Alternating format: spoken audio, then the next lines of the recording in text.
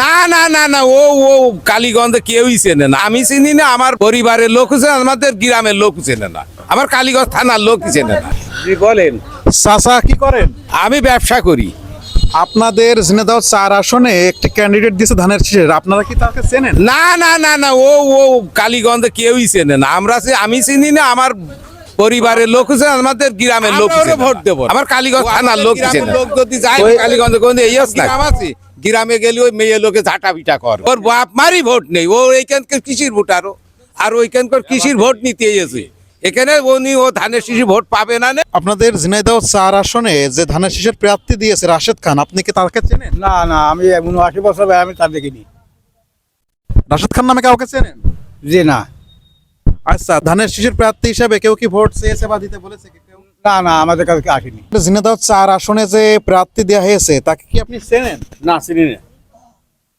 এই যে রাশেদ খান, যার নাম আছে সোশ্যাল মিডিয়াতেও দেখা যাচ্ছে, তো চেনার কথা, তা এই রাশেদ খান নামে কেউ বা তার কোন লোকজন কি আসছে আপনাদের কাছে? না, আসছে না, কোনো লোক কোনো দেখছি আসেনি। না, আসেনি।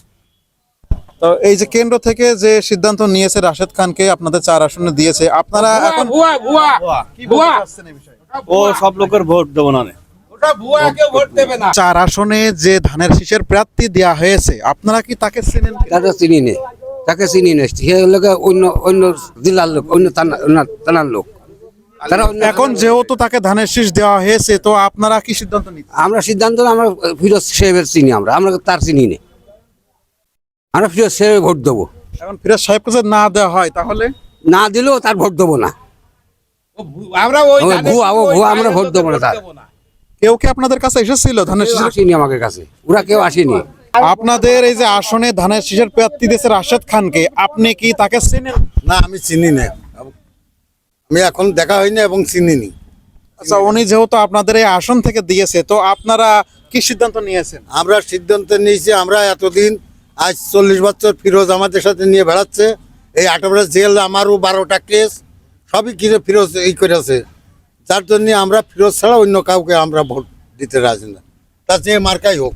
কেউ কি ধানের শীষের ভোট চাইতে বা আসছে আপনাদের? আমাদের কাছে যায়নি এখনো, কেউ চাইনি কোনোদিন। ঝিনাইদহ 4 আসনে আপনাদের যে ক্যান্ডিডেট আছে ধানের শীষের, আপনি কি চেনেন? না, চিনি না।